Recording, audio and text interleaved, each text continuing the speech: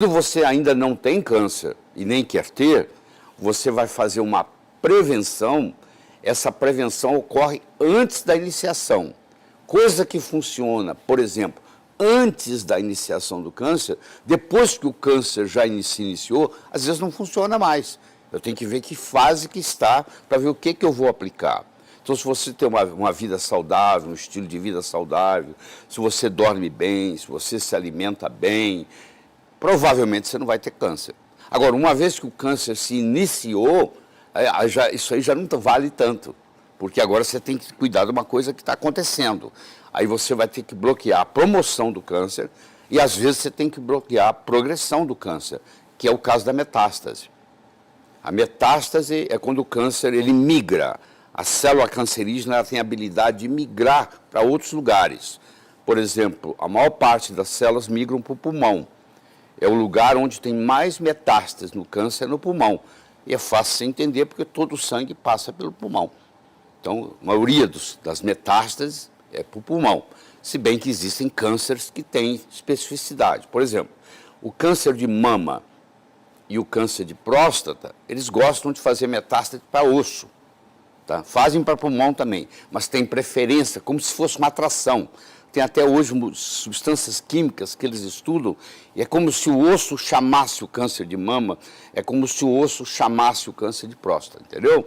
Tem uma certa preferência, mas para ter uma metástase, para uma célula migrar para outro lugar, e lá ela formar um outro tumor, que é o tumor metastático, isso requer uma série de requisitos, que se não estiverem presentes, vou dar um exemplo para você.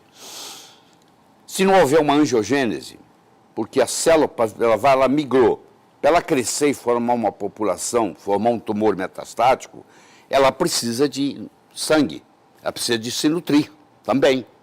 E para ela se nutrir tem que ter vasos. Só que lá não tinha vaso, ele chegou lá sem vaso. Então o próprio câncer desenvolve a sua própria vasculatura. Isso chama angiogênese. Eu pego uma célula saudável e pego uma célula cancerígena. Se eu pegar o núcleo da célula cancerígena, transferir para a célula saudável, não tem câncer. Se eu pegar o núcleo da célula saudável, transferir para a célula cancerígena, tirar o núcleo da célula cancerígena e trazer um núcleo normal, essa célula que vai desenvolver é cancerígena. Então, o câncer é uma manifestação citoplasmática. E isso vai contra tudo que se entende de câncer até hoje. Isso faz uma diferença enorme, porque a nossa abordagem, que a gente ensina para os alunos, é que o câncer é uma doença metabólica. Ele não é uma doença genética. Existe uma instabilidade do genoma? Existe uma instabilidade do genoma, causada pelo processo mitocondrial. A determinação pela oncologia de cura é quando você tem um câncer, você trata esse câncer e nos próximos 5 anos ele não volta. Aí a oncologia diz, ó, esse paciente está curado. Se ele voltar com 5 anos e um dia, aí eles não chamam isso, eles chamam esse câncer de curado, que é uma piada, pô. O câncer, na realidade, ele pode não curar nunca. Ele pode ser crônico e ele pode ter remissão com 20 anos. Câncer de bexiga, por exemplo. Esse aí não tem, né? Você pode ter tido um câncer de bexiga 20 anos atrás e ele voltar hoje. Quer dizer, está curado? Não, estava em remissão. Se eu tiver um ambiente chamado ambiente biológico tumoral, eu desenvolvo câncer. Agora, se eu mudar o território biológico, o câncer vai embora. O câncer não fica num órgão, num organismo saudável. Então, o que eu tenho que cuidar? Tenho que cuidar da biologia da pessoa. Então, primeiro eu vou ver o seguinte, o que causou o câncer? Só tem 3 coisas que causam câncer, só 3. Ou sozinhas ou combinadas. Primeiro, um conflito emocional. Você vai ver que a mulher se divorciou do marido que ela achava que vivia a vida inteira e 2 anos depois ela apresenta com câncer de mama. Isso é muito comum, eu vejo isso com muita frequência. Tem sempre um conflito, o pai morreu, o filho morreu, a mulher tem um câncer de ovário 2 anos depois, ou um câncer de mama. E assim por diante. O filho morreu, o pai tem um câncer de testículo. Então, sempre existe, nos últimos 2 anos, antes do câncer aparecer, existe um conflito emocional. Se o conflito predomina, eu tenho que tratar o conflito emocional, não adianta ficar dando remédio. Bom, qual a outra causa de câncer? É a desnutrição. Todo paciente com câncer é um paciente desnutrido. Ele tem uma desnutrição. Então eu tenho que cuidar dessa nutrição dele. Então eu tenho que cuidar da parte mental dele, psicológica, eu tenho que cuidar da parte nutricional dele e a terceira causa é toxinas, venenos. Então o paciente geralmente está intoxicado, está desnutrido e está emocionalmente com conflito. Então ou é a combinação desses três ou um deles predominando. Então como é que eu trato? Eu vou cuidar da parte mental, eu vou cuidar da parte nutricional. Por exemplo, uma pessoa que tem uma alergia alimentar. Essa alergia alimentar contribui na predisposição de aparecer o câncer. Não adianta eu tratar o câncer e não cuidar dessa alergia alimentar que ele tem. Descobrir qual alimento que faz mal para eles. Vamos supor que o alimento seja glúten. Vamos supor que o alimento seja leite. Então eu vou ter que tirar o glúten, eu vou ter que tirar o leite, eu vou ter que tirar os dois. Se eu continuar dando glúten e leite, não adianta. A célula cancerígena, ela se alimenta de duas coisas, só duas coisas. Ou ela ingere glicose, ou ela ingere glutamina. Só que pessoas com câncer, nós devemos evitar dar para ela glutamina, principalmente se ela tem um câncer hematopoético, se ela tem um linfoma, uma leucemia, um mieloma múltiplo. Então, esses nós não podemos dar glutamina em hipótese alguma. Mas o que me interessa que mais é o açúcar, é a glicose. A célula cancerígena, e foi o Otto Warburg que ganhou o prêmio Nobel em 1931 por causa disso, a célula cancerígena, ela se alimenta predominantemente de açúcar. E ela prejudica, você já deve ter visto paciente caquético, morrendo, moribundo, em carne e osso, em pele e osso, e o tumor está crescendo. O tumor cresce e o paciente está definhando.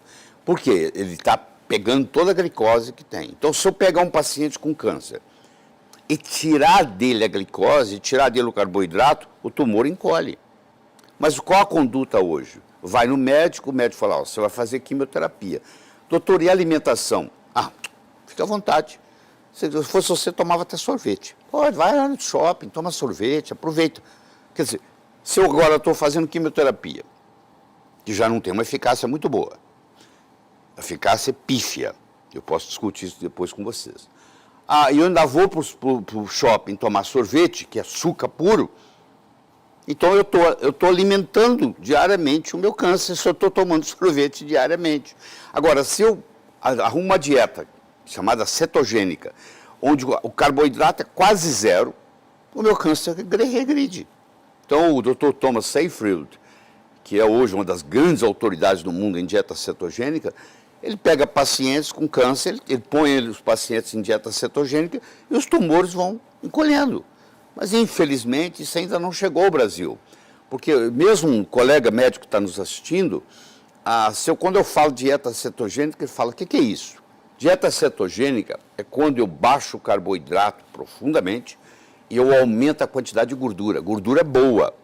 Porque você tem gordura ruim e gordura boa. Não é, as duas não são iguais. Por exemplo, a gordura trans, ela é altamente prejudicial, inclusive causa câncer.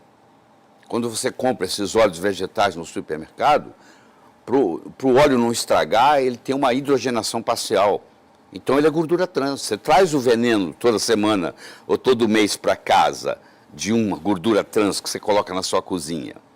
Quando predomina na sua dieta essas gorduras boas e você cai o carboidrato, o câncer começa a diminuir. Você começa a tratar o câncer só com dieta. Entendeu? Nós trabalhamos com oxigênio, porque o Warburg mostrou que o oxigênio para a célula cancerígena é igual ao sol é para o vampiro. O vampiro tem que entrar no caixão e se fechar lá, porque se ele amanhecer o dia, o raio do sol mata ele, não é assim que é a lenda? Pois é, mais ou menos aqui. O oxigênio mata a célula cancerígena. Então, se eu tiver um tumor e eu jogar oxigênio nesse tumor, a célula cancerígena desenvolve apoptose. Porque o problema da célula cancerígena é que ela tem dificuldade de morrer. Ela tem uma telomerase aumentada e ela não tem a capacidade apoptótica, que é a morte natural por suicídio, então ela vai proliferando e vai aumentando. Quando você joga oxigênio nela, é um jeito dela morrer. Entendeu? Então tem várias abordagens que você tem que fazer. E os detox têm muito câncer com metal pesado, que é a oncologia clássica não dá bola, que mercúrio, chumbo, alumínio, que predispõe ao câncer. Então isso tem que ser retirado, quelado, entendeu? Você faz quelação, inclusive oral. Coentrum, que é um condimento simples, você colocar na comida, faz quelação, entendeu? Clorofila faz quelação. A própria chama-se medicina de Von Ardenne, onde existe um tratamento usando oxigênio em altas doses, com todo um protocolo, que alguns médicos, meus alunos, aprendem a trabalhar, porque o oxigênio é uma coisa que é permitida, não tem nada proibido. Então a gente usa o protocolo de Von Ardenne no tratamento de câncer com resultados espetaculares, espetaculares. O ambiente predispõe muito. Então uma região onde é muito rica em mercúrio, por exemplo, na região onde tem garimpo, então a incidência de câncer pode ser maior. Uma região onde predomina muito o alumínio no ar, pode ser maior. Quer dizer, as toxinas, em geral, prejudicam. Nós temos centenas de milhares de células cancerígenas por dia. Nós estamos tendo câncer o tempo todo. Só que nós temos um sistema imune que vai lá e combate, destrói essas células, não deixa elas crescerem. Porque o mecanismo do câncer é assim, ó. Você imagina um carro, ele tem um acelerador, ele tem um freio. Você acelera quando você quer correr, você freia quando você quer parar. Então eu tenho genes que aceleram, são chamados oncogenes. Eles aceleram a multiplicação das células. Então se esse oncogene foi ativado, eu começo a reproduzir minhas células, começo a formar tumor. Por outro lado, eu tenho os genes chamados supressores, que é o freio, que não deixa isso acontecer. Então fica uma briga entre o gene oncogênico, que vai aumentar, e o gene supressor, que vai diminuir. Quando você tem o que se chama de polimorfismo genético, num desses, vou dar um exemplo bem clássico.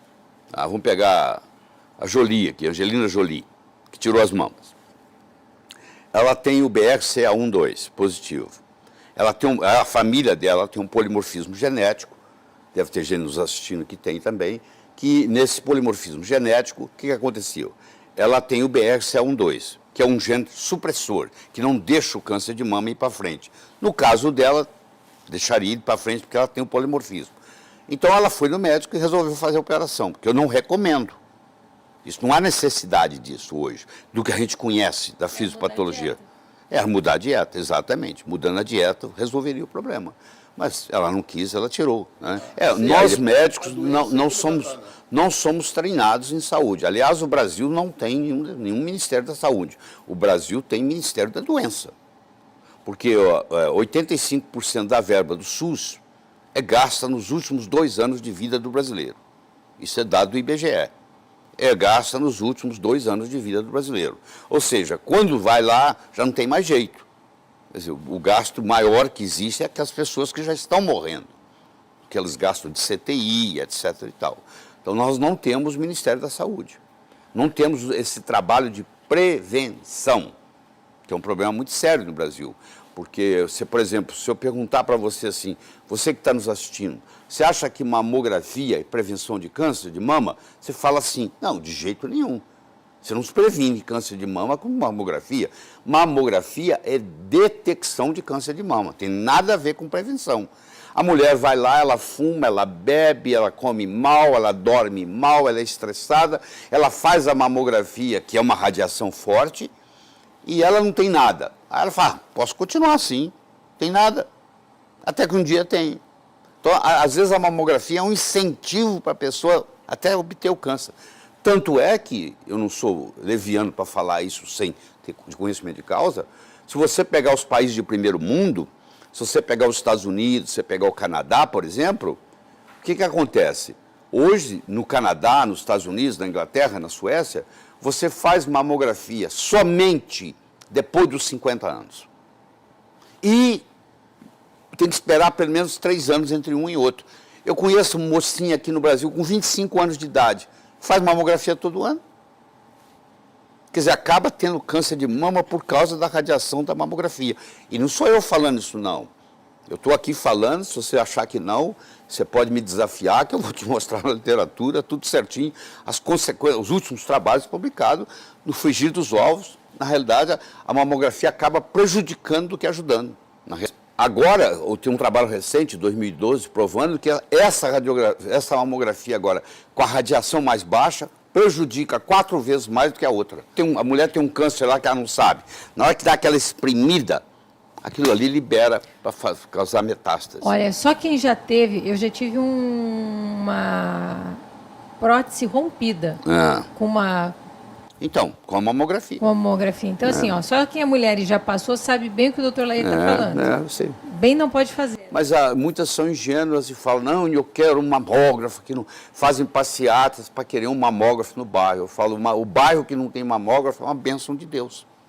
É uma bênção de Deus. Essa é a grande... Eu sei que é duro falar isso, e eu falo com tranquilidade, porque eu estudo 12 horas por dia de medicina, e eu tenho trabalho à vontade para mostrar para quem quer, que queira me desafiar, entendeu? O vírus também tem doenças, tem tipos de câncer, principalmente linfoma, leucemia, que tem uma carga virótica muito alta. É um coadjuvante. E muitas vezes você não cura o câncer porque você não cuidou de atacar o vírus. Você tem que tratar o vírus, às vezes. Porque se você não trata o vírus, tem recidiva. Entendeu? Muitas das recidivas que ocorrem no câncer é porque você não cuidou da parte virótica.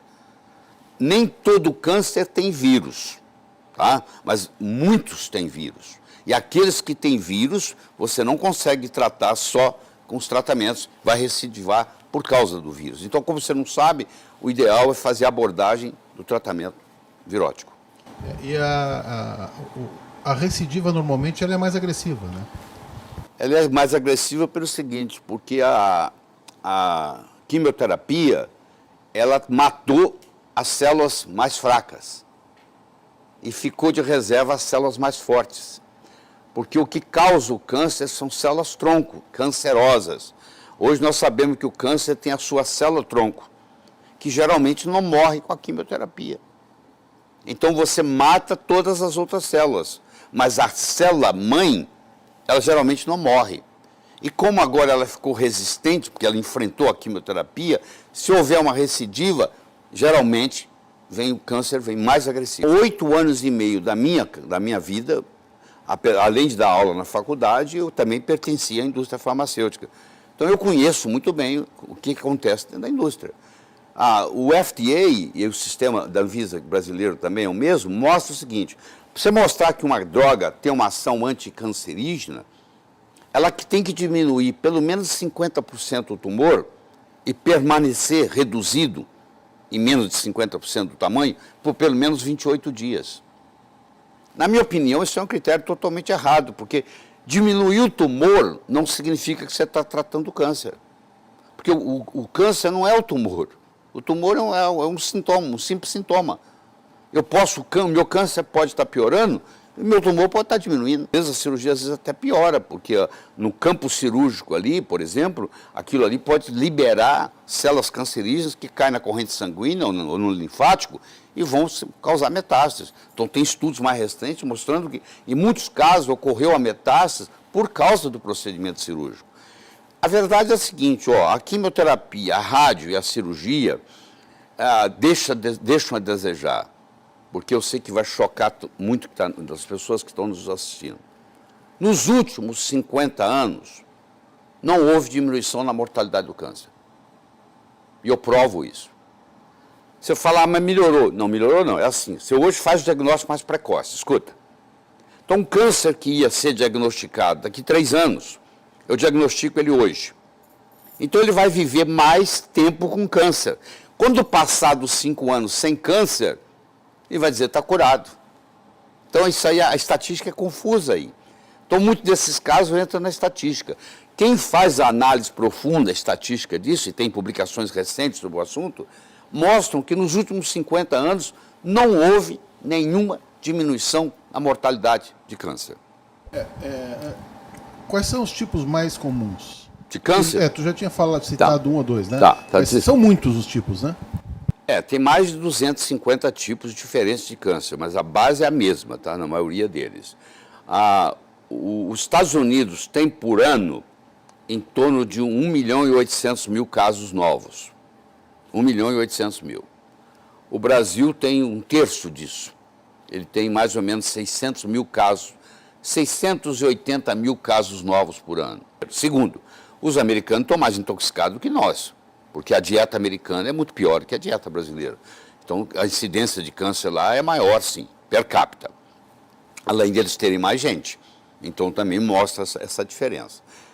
No Brasil, os cânceres são, o mais comum deles é pele, depois é próstata, depois é mama, depois é intestino, depois é pulmão. Essa é a ordem. Tá? Se bem que a maioria dos cânceres de pele são, entre aspas, benignos, porque o único câncer de pele que você pode se preocupar mesmo é o melanoma, que só 10% dos cânceres de pele são melanoma, 90% não são. O dos melanomas, apesar de eles serem 10% dos cânceres de pele, eles representam 85% da mortalidade de câncer de pele. Então, eles são os verdadeiros assassinos, eles é que matam. E, por incrível que pareça, eles não estão relacionados com o sol. Porque eles têm estudos, por exemplo, na Inglaterra, nos Correios. Quem é que tem mais melanoma? O cara que trabalha na burocracia do Correio, distribuindo carta ali para onde que vai, ou o carteiro que entrega na rua e está no sol o dia inteiro? O cara que distribui tem mais melanoma. Vamos para os navios. Quem tem mais melanoma? O cara que trabalha na superfície do navio ou o cozinheiro que está lá no porão? O cozinheiro que está lá no porão. E você vai olhar o melanoma, ele é assim, ele aparece atrás do joelho, ele aparece dentro da boca, ele aparece na axila. O raio solar, você tem o raio ultravioleta, você tem o A, o B e o C. O raio ultravioleta C não chega até nós, não chega aqui na crosta terrestre. Ele é bloqueado lá em cima, então esquece ele. Vamos pegar o A e o B, tá? Então, 5% da radiação solar que você recebe de raio ultravioleta é B, 95% é A. A maioria dos filtros solares que você compra ali na esquina, eles bloqueiam o B e deixam o A livre. O A é que causa esses cânceres locais, localizados. Então, olha que paradoxo, você está bloqueando uma coisa que não é a que causa. Hoje há uma mudança, estão fazendo os chamados filtros solares largo espectro, para pegar o A e o B, mas eu venho falando disso tem 20 anos. E quando eu falava, todo mundo achava um absurdo o que eu estava falando, porque a literatura estava saindo mostrando que, inclusive, um filtro solar podia aumentar o câncer de pele, que a pessoa passava, se achava protegido e ficava 10, 12 horas no sol. E, na realidade, acabava protegendo só o UVB, que é o que fabrica a vitamina D. E a vitamina D, ela tem muito a ver com câncer, porque ela protege você contra o câncer. Uma pessoa que tem câncer, seja ele qual for, dos 250 tipos, e tem uma vitamina D baixa, ela tem uma predisposição muito maior de morrer desse câncer. Então, eu acho que um dia vai ser até malpraxis. O médico um dia vai poder ser condenado se ele está tratando de um paciente com câncer e ele não está cuidando da vitamina D desse paciente. O 25-hidrox-D, que é o modo de você medir a vitamina D no sangue, na realidade nem a vitamina é uma provitamina, porque a vitamina propriamente dita é difícil de medir, ele deve estar acima de 50 nanogramas por ml, para você estar protegido. Então, se você me perguntar assim, você conhece alguma vacina contra câncer? Conheço. Se você mantiver os seus níveis de 25-hidrox-D no sangue acima de 50 nanogramas por ml, entre 50 e 90, você está protegido contra muitos cânceres. Por exemplo, você está protegido contra o câncer de mama, você está protegido contra o câncer de próstata. É impressionante a literatura. Tem a redução de câncer de mama, quando você eleva os seus níveis de vitamina D acima de 50 nanogramas, chega a ser mais de 50%, porque a diabetes não é uma doença que vai ter um remédio que vai resolver. Não existe nenhum remédio que vai resolver o problema da diabetes. Diabetes é uma doença nutricional. Doença nutricional não se resolve com remédio. Pode remediar, mas não resolve. Vai ter a ver com a nutrição. Então, eu sei que é um grande... vai contra o que você pensa, mas é a verdade, porque os pesquisadores mais modernos estão nessa linha. Existe um cara nos Estados Unidos chamado Bernstein, o Dr. Bernstein, ou Bernstein, que a gente chama Bernstein. Esse indivíduo tem hoje 84, 85 anos. Ele é diabético tipo 1 desde os 12 anos. ele é há mais de 70 anos que ele é diabético. Ele é o recorde mundial do Guinness, do cara que viveu mais tempo até hoje com diabetes tipo 1. Antes dele era um japonês que morreu, ele hoje é o primeiro lugar. Esse indivíduo era um engenheiro até 1985, quando ele se formou em medicina. Ele é um endocrinologista. Ele tem um livro chamado Diabetes Solution, a solução para o diabético. Vem gente do mundo inteiro consultar com ele, porque ele, além de ser endocrinologista, além de ele ser o recordista, ele sabe muito bem, porque ele tratou durante 70 anos a própria diabetes. E ele tem esse pensamento que eu vou dizer aqui agora, que insulina causa diabetes. Você pega um paciente que é diabético tipo 2 e que vai piorando, já tomou todos esses remédios modernos que valem muito pouco, e aí ele cai na insulina. Você, se faz uso de insulina, você sabe o que eu estou falando. Cada vez que você volta no seu médico, ele tem que aumentar a dose da insulina. E você já viu que você ganhou de peso? Desde que você começou a insulina? A insulina é lipogênica, ela te engorda. Cada vez você vai engordando mais. E cada vez que você recebe mais insulina, você desenvolve mais resistência insulínica. E resistência insulínica leva a diabetes. Então, olha o paradoxo. Insulina causa diabetes. Isso é o conceito moderno, moderníssimo que se tem, dos trabalhos recentes que estão lançando. O que o médico geralmente faz? Ele cuida da glicemia.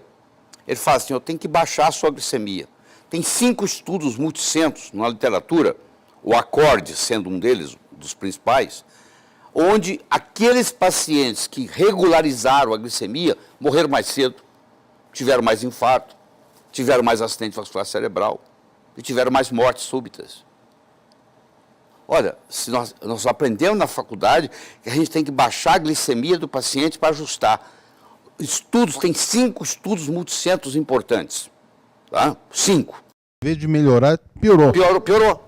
Se você trata com sulfonilureia, que são esses hipoglicemiantes orais, você, na realidade, o seu paciente vai viver menos, porque você está tratando com esses remédios. Porque o médico fala assim, ó, nós vamos te dar um remédio para você baixar a glicemia. Você pode comer o que você quiser. Não é verdade. O médico tem que falar assim, ó, você tem que ficar longe do carboidrato. De novo, a gente cai na dieta cetogênica. Você vai ver que eu converso, chego na dieta cetogênica. A dieta cetogênica ela tem 95 anos de existência. Ela começou na Mayo Clinic, depois ela mudou para o Johns Hopkins, que é uma das grandes universidades americanas. E o Johns Hopkins é o centro disso no mundo. E ficou muito famoso porque a dieta cetogênica trata epilepsia. Você tem um filho que tem 30 convulsões por dia. Tinha uma pergunta, quando nós estávamos a caminho aqui de São Paulo, tem uma paciente com um filho epilético, que ela fez, olha, pergunta para o Dr. Lair como é que eu trato epilepsia. A Ana abriu para mim. Então vamos lá. Eu vou contar um caso muito interessante. O Jim Abrams é um produtor de Hollywood. Ele tem um filho que chama Charlie. E tem a Charlie Foundation, que você vai olhar lá você vai entrar no Google, digitar Charlie Foundation, você vai cair no que eu estou falando. E aí o que ele fez? Esse menino tinha 30, 40 ataques epiléticos por dia. Fez 2 cirurgias cerebrais. Nada resolveu. Aí falaram com ele da dieta cetogênica. Ele, que é um cara poderoso, tem dinheiro, ele atravessou da Califórnia para a costa leste, foi no Johns Hopkins. E lá, com 2 semanas, o Charlie, filho dele, passou a ter 0 de convulsão. Aquilo impressionou ele tanto que ele resolveu deixar o mundo ficar sabendo. Ele é amigo particular da Meryl Streep. E ele então pediu a Meryl Streep para fazer um filme para ele gratuito. E a Meryl Streep fez um filme sem cobrar para mostrar o poder da dieta cetogênica na cura da epilepsia. Eu digo na cura porque tem vários pacientes que ficam 5, 6 anos na dieta cetogênica e depois deixam de ficar e as convulsões não voltam. Então, a abordagem mais espetacular que existe para a epilepsia que começou na Mayo Clinic e foi para Johns Hopkins, e que você não está sabendo por que você nunca ouviu falar, porque ninguém divulga. Não vai ter um representante do laboratório que vai chegar num consultório médico e dizer assim, doutor, o senhor não precisa mais receitar remédio para epilepsia, é só colocar seu paciente na dieta cetogênica. Eles estariam dando um tiro no pé. Existe interesse comercial, né? Nenhum, zero, porque não tem nada. Então, por isso que tem mais de 100 livros que eu vi, deve ter mais de 500 livros em dieta cetogênica no Amazon.com, porque todo mundo está vendo, peraí, câncer se beneficia com dieta cetogênica, epilepsia se beneficia com dieta cetogênica, diabetes se beneficia com dieta cetogênica. Se você é atleta, a sua performance vai e muito melhorar com dieta cetogênica. Você entendeu? É uma coisa impressionante. De preferência, o mínimo possível, né? Você vê, ó, você tem aminoácidos essenciais, né? Leucina, valina, isoleucina, lisina, fenilalanina, metionina, treonina, triptofano. Você tem ácidos graxos essenciais, linoleico, alfa-linolênico. Você não tem carboidrato. Qual é o carboidrato essencial que você tem? Você não tem. Não existe carboidrato essencial. Ponto. Por que que não existe? Porque se o corpo precisar, ele fabrica. É um fenômeno fisiológico chamado gliconeogênese. Se eu não como carboidrato e eu preciso de algum, o meu corpo sabe como fazer. O meu corpo não consegue fazer aminoácido, esses aminoácidos essenciais, ou eu ingiro ou não os tenho. O meu corpo não sabe fazer ácido graxo linoleico e ácido graxo alfa-linolênico. Eu preciso deles, eles são essenciais. Então, no momento que eu tenho os essenciais, o resto do meu corpo faz. Então não tem esse perigo. A dieta cetogênica é uma coisa que veio para ficar, ela tem 95 anos de experiência clínica. Eu li livros, inclusive, que para cura do lúpus também, né? Contribui às doenças autoimunes em geral, não é só lúpus, não. As doenças autoimunes em geral se beneficiam com a dieta cetogênica. Então, eu estimulo os meus alunos a estudarem, a começar a praticar, a ensinar. Só que o povo, em geral, eles têm medo da gordura. Eles têm uma que eu chamo gordurofobia. Fala que a gordura, como tudo, tem seres humanos bons e seres humanos ruins. Tem gordura boa, tem gordura ruim. Tem que saber separar. As gorduras trans são ruins. Mas as gorduras, o ômega 6, o ômega 3, o ômega 9, os ácidos as gorduras saturadas de cadeia média, que é o do coco, são benéficas. A base da dieta cetogênica é o coco. Tá?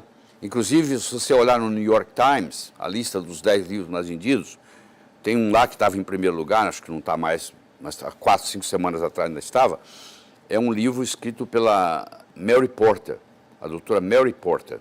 A doutora Mary Porter era uma neonatologista, é uma neonatologista, e o marido dela, o Steve, desenvolveu Alzheimer. E ele saía e não voltava, ele esquecia, aquela história toda.